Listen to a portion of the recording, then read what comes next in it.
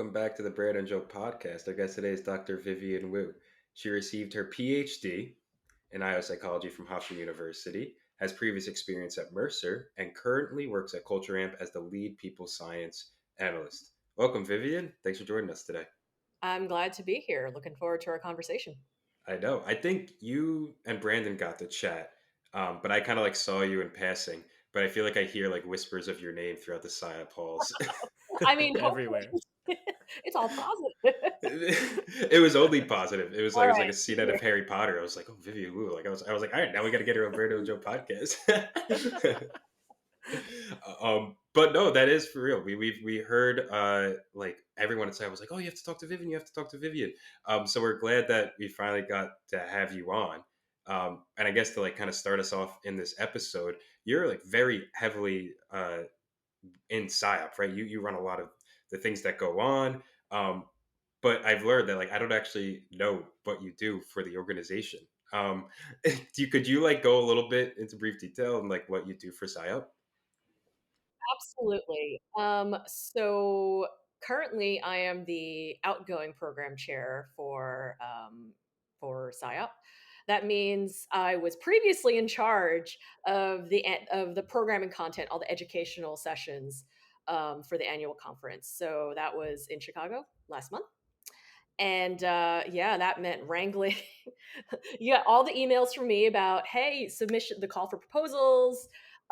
Please sign up to review the acceptance or rejection notifications. Anything else related to the sessions. I was responsible for all of that content and kind of me along with the past and the incoming program chairs, we actually create the grid. So that schedule that you see at of the like typically 20 different sessions arranged on all 3 days, that's us. There's a lot of work that goes into that. So yeah, that was what I did this past year. And in this upcoming year, I'm still on the program committee, but I'm just advising the new program chair, Joe Allen. Oh, that's awesome. I Yeah. feel like that's so cool to hear because there are so many different things you can do from PSYOP. One thing that comes to my mind for students like who do want to get involved, like how did you kind of get your foot in the door and get into that type of role for PSYOP? So I had heard about some of my classmates and some of my friends from Hofstra specifically who had joined committees. I said, you know what? I'd like to try that after I graduated because during dissertation time there was no free time to really devote to anything other than getting that piece of work done. Um, so yeah, so actually this is around the time where you can start volunteering for a committee. It usually goes May, June to May. Right after the conference, we start recruiting for staffing our committees, and yeah, so there's a website. I can share it with you all later. It's on the SIOP website. You'll see notifications from SIOP of joining, volunteering for committees. And one of the great things is that you can have up to students can volunteer for committees. You can have up to 25% of a committee be student volunteers. So I actively recruited students for the SIOP program committee last year. Oh, very cool. We actually have a fellow student, Amanda, I think, volunteer for a She's on my subcommittee. committee. Oh, okay. I was gonna say thank God because I do not know what committee she's on. Yeah, You she's had a on program. great session. Oh, that's great. That's that's really interesting. That's like not something I knew that you could do. We kind of just, as first year master students, we just heard of PSYOP and that you have to go and you do some research, but all you know is that it is something really big in IO psychology, and you should go and you should meet people and you should learn about all these different things. But actually, volunteering on a committee sounds really cool. Is there like separate committees that you like send applications in for? Yes. Like, do you kind of pick? Yes. So the SIOP website lists all of the committees. There are 30 to 50 committees. So Oh, you can read the descriptions to see what they do. And then you can actually put down your preference of which committees you would like to volunteer for. The committee chairs will, go through all the potential prospective volunteers and then make their selections. Yeah, I served. So prior to my work on the SIOP program committee, I was on SEMA, the Committee for Ethnic Minority Affairs, and win the Women's Inclusion Network for SIOP. And really, it's aligning what you are passionate about when it comes to SIOP with what is the charge of that particular committee. So for me, DEI is a big thing. So I joined, two of the diversity committees within SIOP, and it's one of those things where SIOP is there's the conference. So there's the annual conference that happens once a year, but then there's the organization. The professional organization. There's year-long stuff going on, and the committee work happens all year long. It just so happens that the program committee, our big thing is the annual Mhm. conference. Gotcha. Other committees, like membership committees, they have more ongoing projects and scope. It's funny when you say it like that too, because like as a student who goes to SIOP every year, Mhm. like I forget that there's other things to SIOP other than the annual conference that we go to all the I time. didn't even know it was an organization until like a year ago. I was never aware. It's a great point, Brandon. But like it's so true because like we go and like it's such a big deal. It's like something that we're always looking forward to Mhm. that you forget that there's all these other resources at your Yep. disposal like throughout the entire year because we pay for a membership and we don't even like utilize it. But I think that's really important for students to know. So like a question that comes from that is like what kind of resources do you think are valuable for students and early career people to just know about that's not just the annual conference? So there are different webinars and different educational series. The Work Smart series is a great online. Actually, I believe Nick Salter is going to be on. From Hofstra is going to be on one. Yes. I think this month. This month. I It's don't have coming the up, exact yeah. date. Yeah, yeah, exactly. So you can engage in different topics, educational topics. There are obviously the publications. So TIP and IOP are SIOP publications, so you can read both, peer reviewed or more just informational bits about the society or opinions, um, and yeah, I mean there's different ways absolutely to engage, like member spotlight. There really are. It's hard to describe because it's something that I've been doing for so many years now, and there are just really a lot of ways to engage. I think for students, one of the ways that I tend to sell committee work to students is that you're starting off in your IO career and you need to build your network. This is absolutely foundational. One of the great things about volunteering for a committee is that you get to network with people, but within a structured framework. So it's very awkward, especially I'm an introvert. Um, going out, going to the networking events, going to the annual conference, and just kind of meeting people cold, trying to strike up a conversation, be memorable, and then maybe lean on somebody when a job or an opportunity comes up. However, with committee work, you're engaged in kind of these ongoing work relationships. You're working on projects together. And what a great way to showcase your actual abilities, your actual skill set outside of, being a student, outside of potential job, where, I mean, that's how I actually got to be program chair. I volunteered for committees. And in fact, so what happens? Committee chairs are selected. They're appointed by the president-elect of SIOP. You don't just say, I want to be, you can volunteer to be a committee chair, but you're actually selected by the president-elect. So, based off of recommendations from the current committee, the current committee chair. So it's really important to make a good impression. I mean, that's how you kind of develop your network within SIOP. And the great thing is you get to work with people that you would never interact with generally anyway. Especially as a student, you're going to meet with both different academics and different practitioners. How often, as a student, are you going to engage with potentially prominent practitioners in the field, and showcase your work? Like, oh, you have great organizational skills. I've been impressed by a lot of our student volunteers. Like, oh, you definitely showcase a lot of potential. I will keep you in mind. Once you're ready for opportunities, um, if your name comes up, offer those recommendations and say, yeah, they did a great job. And they'd be a great fit for this opportunity. I love the way you put that too, because I feel like we've all been that that graduate student that you're gonna kind of peek in through the door and you're like, do I want to go to this networking event? Like, am I even in the right room? But Yeah. that committee gives you that structured networking opportunity. And I want to highlight what you said about showcasing your skills, because Mhm. it's almost like you have to have something to offer and you get to Yeah. show like what you can do, and it creates that that connection already that you get to it helps you establish that relationship where I think a lot of IO people are introverts and you're like, I don't know, should I talk to that person? Should I not talk to that person? Yeah, I mean, it's really awkward. How many times? Interestingly enough, I've had a lot of people kind of cold reach outs on LinkedIn, like, "Could you recommend me for a job?" I don't know your work. How Exactly. can I recommend you? I don't know who you are. However, if I've worked with you on a committee, we've all worked together, I can actually speak to very specific examples of where, your work was impressive and to the depth of your skill set.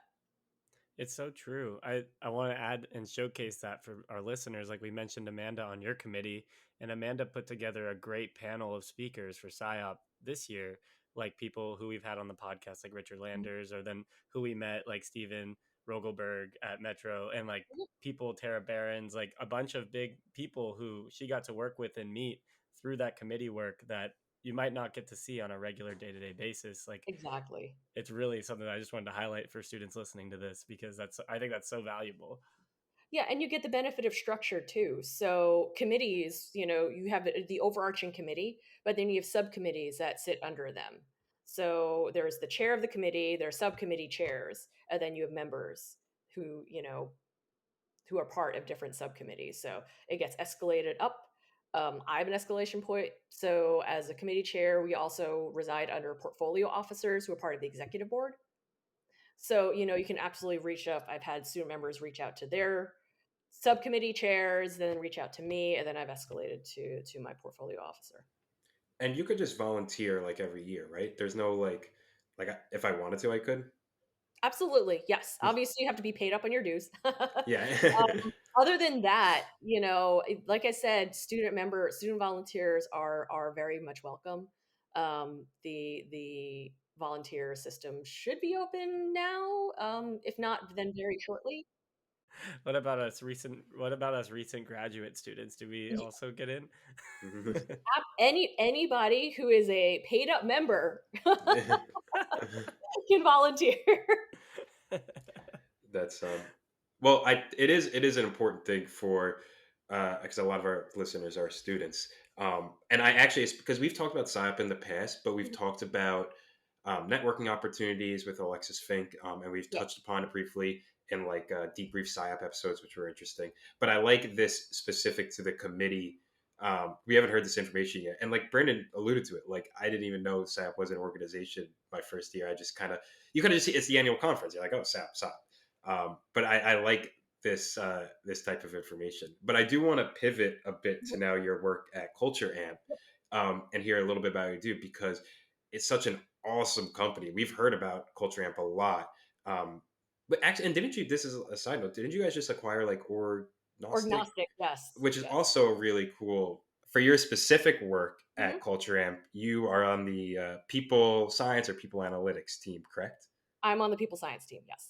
Okay, really cool. So what led you to like that people science route? Like, is that always what you want to do? Because I know you've had previous experience at Mercer. Yeah. I know sometimes there's similarities, but this I wonder what the differences are as well. So, okay, people science is I mean, you've heard of kind of the branding issue of IO psychology. It's such a really cumbersome term.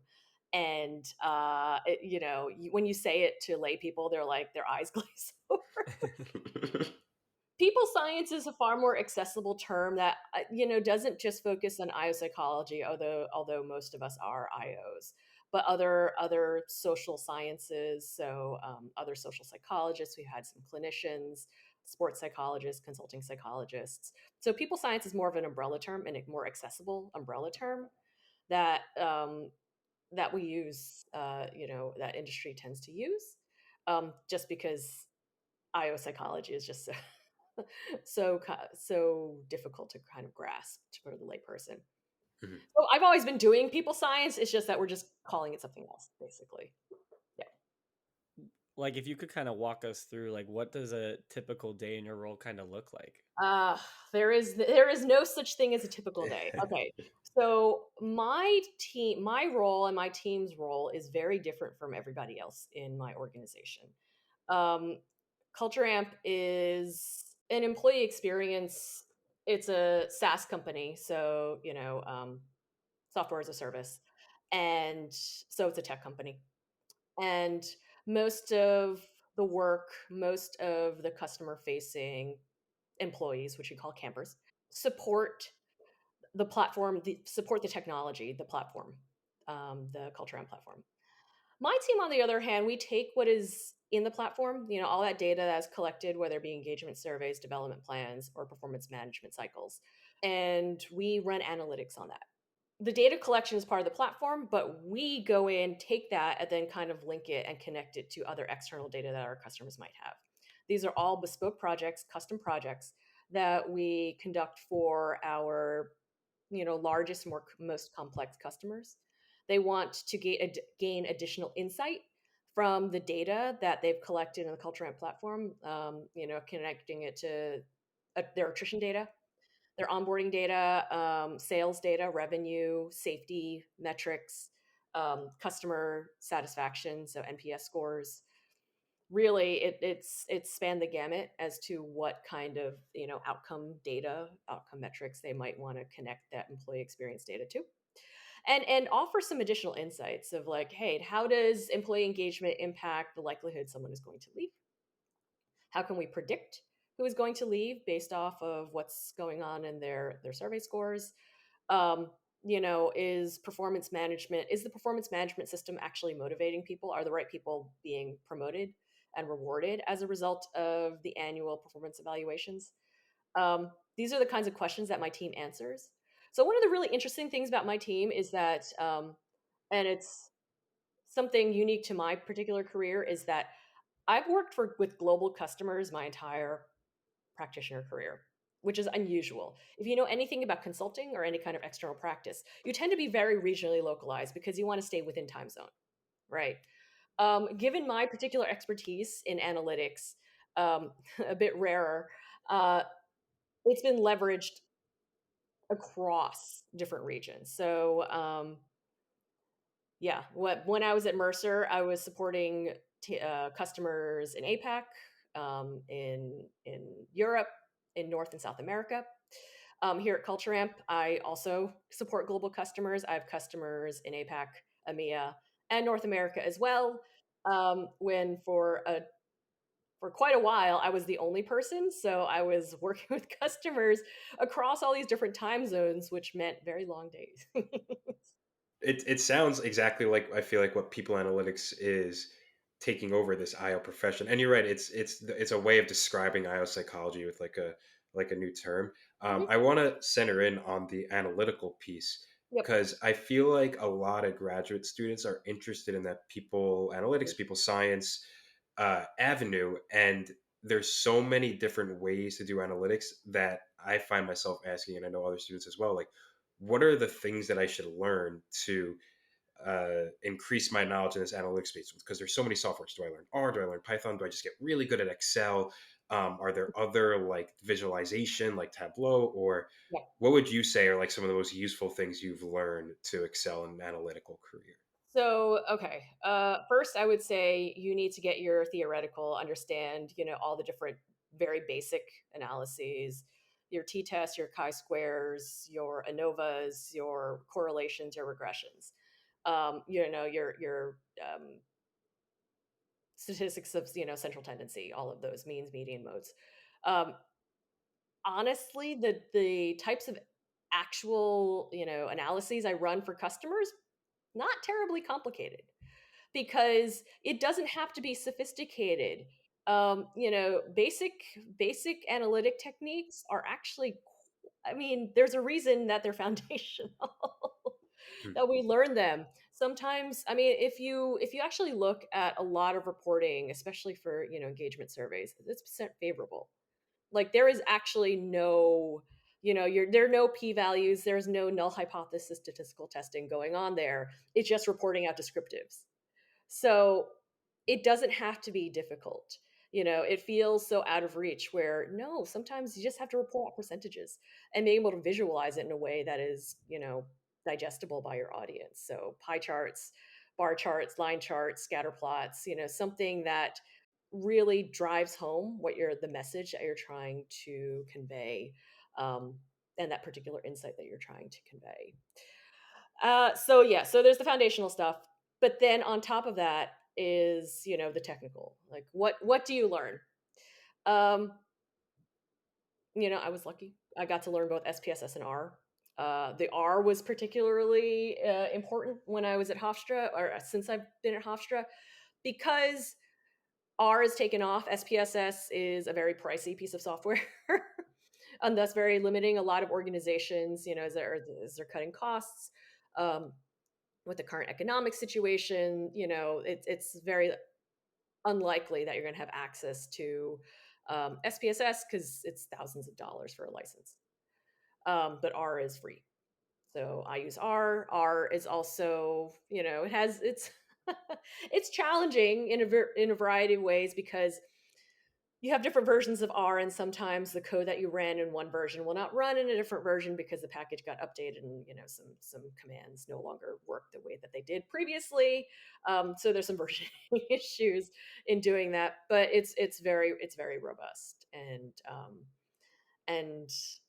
I come from a coding background. I've been doing different types of coding for over 20 years now, so I picked up R pretty quickly in grad school.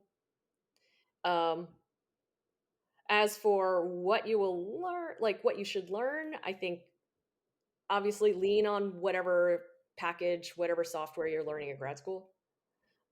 If you feel that isn't adequate, then you can supplement it by taking online courses. There are a ton of them out there. I brush up on a few things because with R, things are constantly changing. Got to stay on top of what are the newest things, the newest packages, and how they can help you in the work that you're doing. And yeah, oh, and let me say one thing about Excel. I love Excel. Excel is incredibly accessible. Everybody has Microsoft Office or Google Sheets.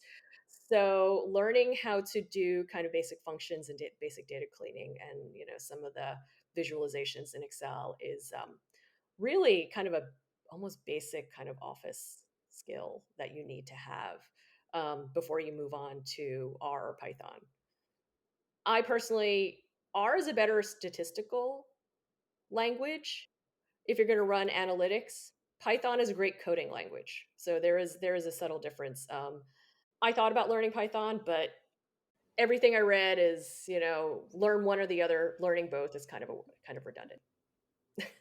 Yeah, Joe and I went through that process over the summer last year where we were looking to learn Python. I think Joe picked it up and stuck with it a little longer than Mhm. I did. I had a similar background to Vivian with the programming, so I know what you mean. It's like if you learn one language, it's easier to learn a different It language. is, but I come from a multilingual family, and one of the craziest things, I have a trilingual grandmother, is that she will use three different languages in one sentence.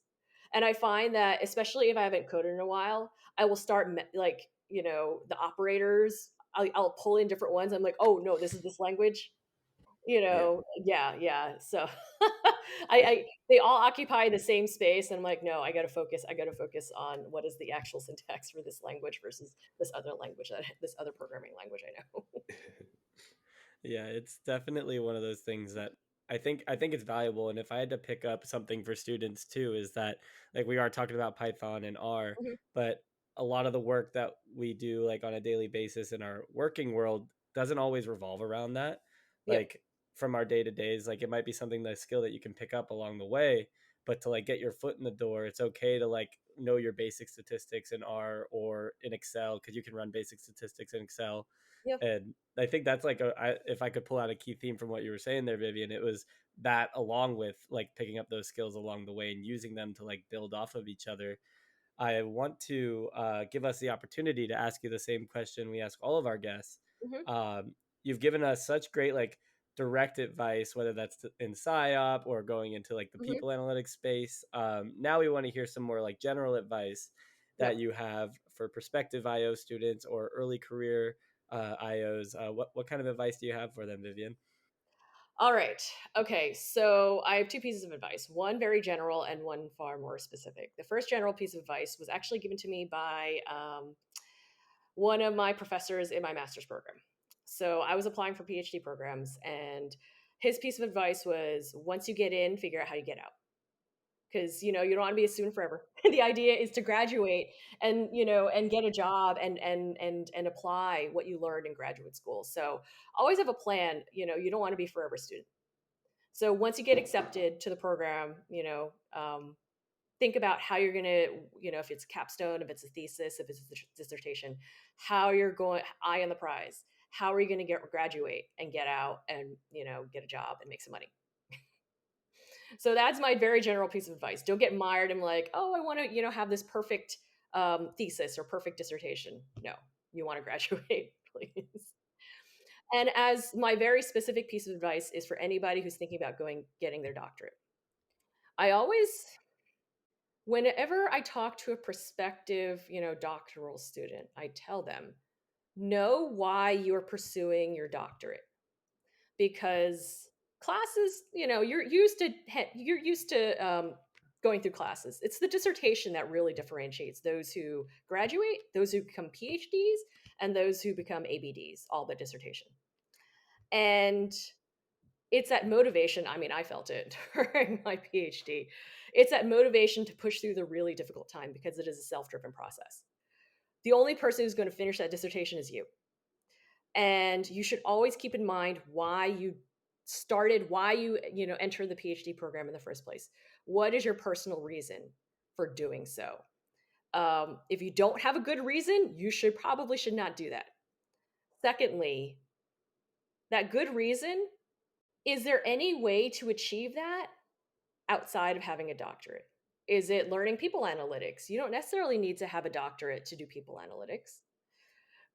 But let's say you want to be a professor, then you do need your, if you want to be a tenure track professor, you're going to need to get your doctorate. So if there are other avenues to achieve the goals that you want outside of actually getting your PhD, you probably should pursue them first. So yeah, definitely keep that reason in mind because that's what's going to get you through those really tough times, especially during your dissertation days. So that is my piece of advice if you're thinking about getting your doctorate. I love that advice. I don't think a lot. I shouldn't say a lot of people. I think some people don't fully understand why they're going to go for the thing they're going to go. And if you Yes. try to think about truly what is your motivation behind it, then you might be like, well, maybe PhD is not for me because it is a lot of work, It's a as lot. you said. Yeah. So, you always do the PhD is about yourself. It is always self-driven. You're not, if you're doing it for somebody else, no, it has to be absolutely personally driven. That is the only thing that is going to push you through. There were many times, many setbacks during my dissertation, Superstorm Sandy hit. So Hofstra was closed for a month because, well, yeah, the power's out, trees are down, everything was just kind of a disaster.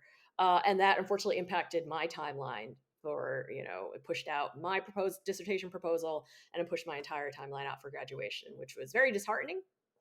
And then I ran into issues with my pilot study, but you're going to hit a lot of barriers and a lot of roadblocks. So that's why that personal motivation is so important because it comes back to that intrinsic motivation of why you want to do this in the first place. Great. I feel like Brandon, we've had like that idea brought on this podcast before too. I feel like other people PhDs have like brought that up, and it makes perfect sense. Yeah, and it's interesting. Like we had that conversation with Mike Chetta about like going for your Yes. PhD Yeah. or going for your master's, and it was one of those things where when we had that conversation with him on here, it opened up my mind to it too because I came into the master's program, and Joe and I both, I believe, we came into the master's program, and we're maybe even thinking about PhD, and then we're now 2 years out and graduating. By the time this comes out, we'll be graduated, and it's like okay, maybe. Maybe we're gonna do it. But I think that it's like really good to have that level of thought about it because some people just jump into it and like think, oh, more school. I care about this stuff. I want to do it. And like you can care about it, but that's not gonna be what gets you over the finish line at all. And based off what you're saying. No, it is. It is. hard. It is a slog. It is rough. It can be really really rough. And the perseverance and that grit is fueled by that intrinsic motivation. And I do want to call out one other point you mentioned there too, Vivian, and maybe Joe, this is what you were alluding to.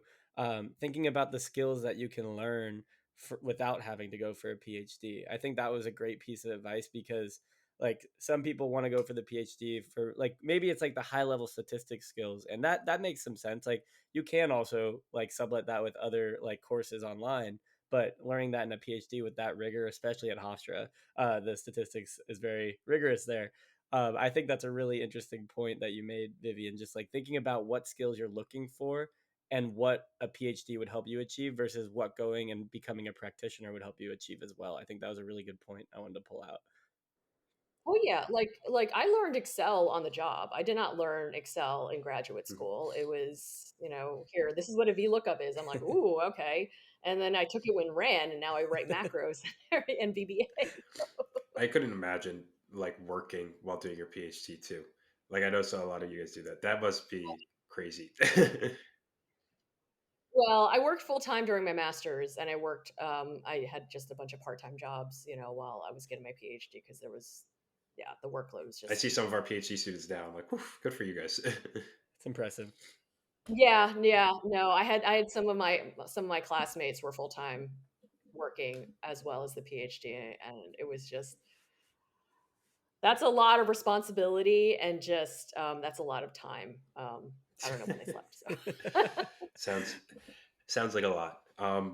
But thank you, Yep. Vivian, for telling us all about PSYOP, your job, and the bits of advice at the end. We appreciate you coming on. I'm excited for people to hear this episode.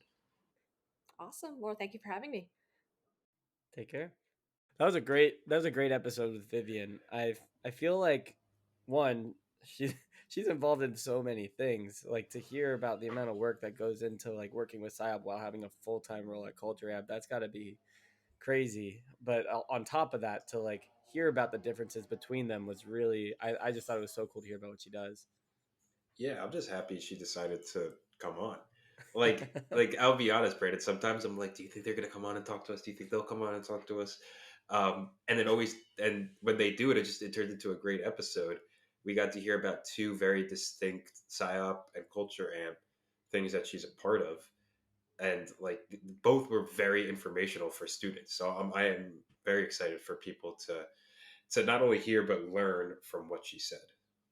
Yeah, I didn't think there was like a question. Like I always feel like we get good information from our guests, but I feel like every single question we asked had some sort of bit of information that was just valuable. Like I feel like I learned a lot just sitting here. Like I do you feel that too?